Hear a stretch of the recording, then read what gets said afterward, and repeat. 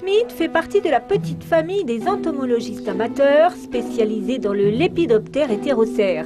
Plus simplement, c'est un collectionneur de papillons de nuit.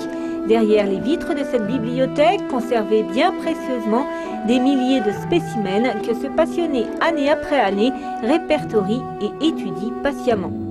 Personnellement, moi je suis plutôt dans ceux qui s'intéressent à l'aspect scientifique de la collection et plus précisément à la taxonomie, c'est-à-dire à l'étude des noms. Ça m'amène, si vous voulez, à effectuer des voyages, non pas, on va dire, partout dans le monde, même si effectivement j'ai fait pratiquement tous les continents, sauf l'Australie, pour une raison très simple d'ailleurs, c'est que tout est protégé là-bas, donc on ne peut pas sortir les bêtes, malheureusement.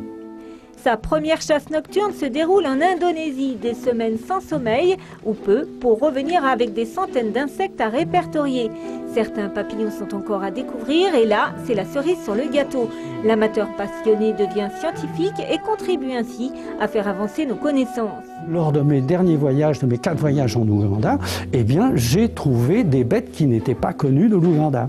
Ensuite, on participe justement dans l'étude de la taxonomie, donc dans l'étude des noms des papillons, eh bien, on participe justement à rectifier certains écrits qui n'étaient pas tout à fait exacts.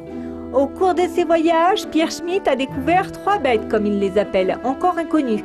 Sa renommée a dépassé les frontières. J'ai donné quelques bêtes au Muséum d'histoire naturelle de Paris. Donc, quand vous allez chasser, comme là, je pense que c'était des bêtes de Papouasie, je leur ai donné quelques bêtes de Papouasie, effectivement. J'en ai donné aussi au British Museum en échange de pouvoir aller consulter justement leur collection.